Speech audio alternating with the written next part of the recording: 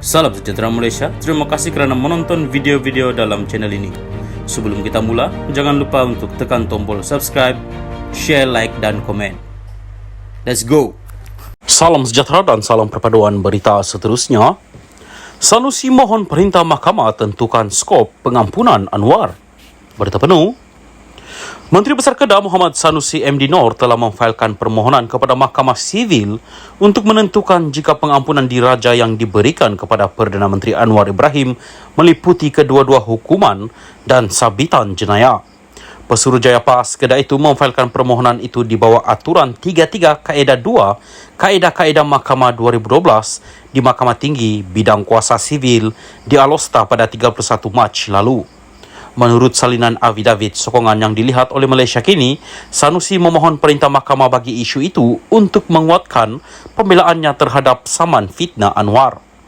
Isu fakta yang dipohon oleh defendant adalah untuk memutuskan jika pengampunan oleh Yang di-Pertuan Agong ke-15 kepada Anwar pada 16 Mei 2018 adalah pengampunan penuh yang bukan sahaja mengenepikan hukuman penjara plaintiff tetapi juga mengetepikan sabitannya Anwar di Mahkamah Jenayah. Antara persoalan undang-undang yang diminta Sanusi adalah sama ada pengampunan yang diberikan mengikut perkara 42 Perlembagaan Persekutuan berupaya mengakas atau mengenepikan sabitan jenayah. Menerusi pemfailan itu, Sanusi berkata pernyataan pembelaannya terhadap tindakan fitnah cuba bergantung kepada rekod kes jenayah Anwar sebelum ini yang melibatkan sabitan dan hukuman penjara. Defendant menegaskan bahawa plaintiff dalam jawapan kepada pembelaan berpendapat bahawa Sanusi tidak boleh bergantung kepada rekod sedemikian kerana pengampunan telah mengenepikan bukan sahaja hukuman penjara ke atas Anwar tetapi juga sabitan jenayahnya. Sanusi berkata bahawa mahkamah perlu menentukan sejauh mana pengampunan itu kerana pembelaannya bergantung kepada hujah bahawa kenyataannya yang didakwa Anwar sebagai fitnah sebenarnya adalah berdasarkan fakta yang didakwa.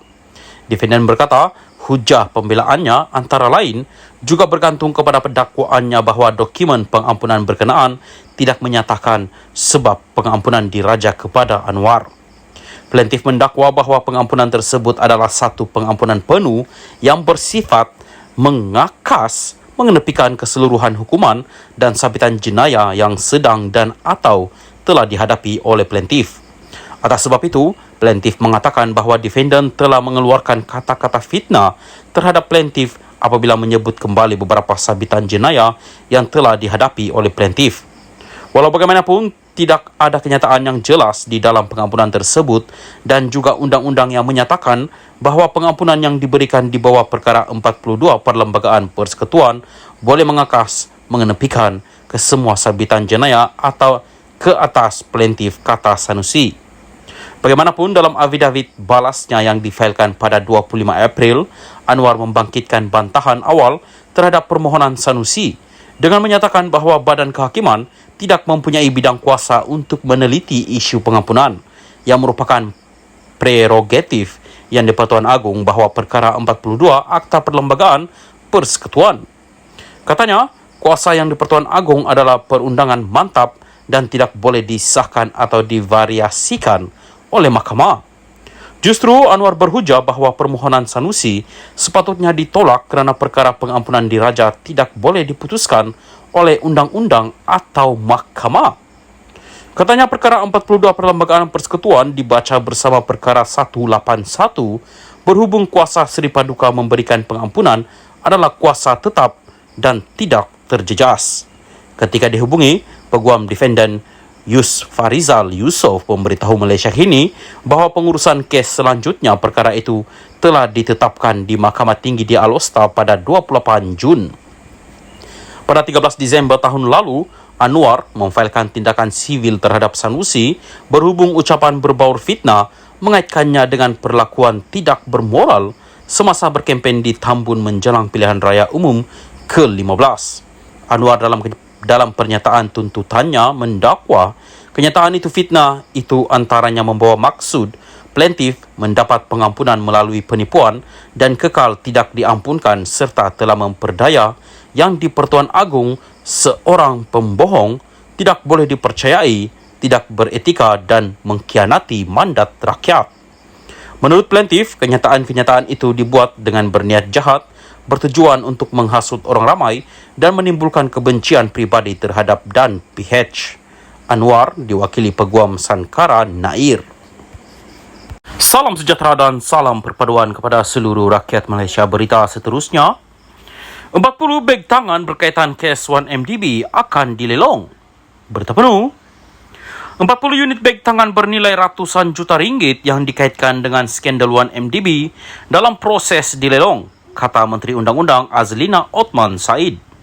Dia berkata demikian dalam jawapan bertulis Parlimen kepada soalan Lim Lip Eng, Pakatan Harapan Kepong, yang mana tahu berkaitan jumlah aset dirampas dan apa yang akan berlaku padanya.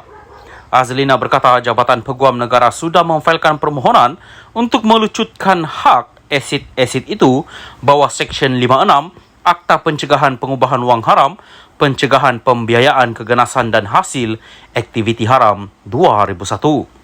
Pada Mei 2018, polis merampas beg tangan dan hadiah-hadiah dalam operasi menggeledah di rumah bekas Perdana Menteri Najib Razak di Kuala Lumpur. Turut dirampas 4 jam tangan berjenama, 171 beg tangan mewah dan 27 pasang kasut. 40 beg yang akan dilelong itu dirampas pada Jun 2018.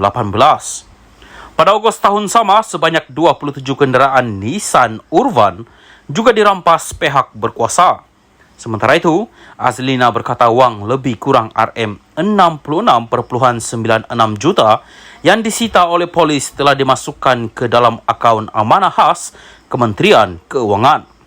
Wang berjumlah lebih kurang RM16.06 juta yang disita oleh SPRM pula dimasukkan ke dalam akaun hasil kerajaan.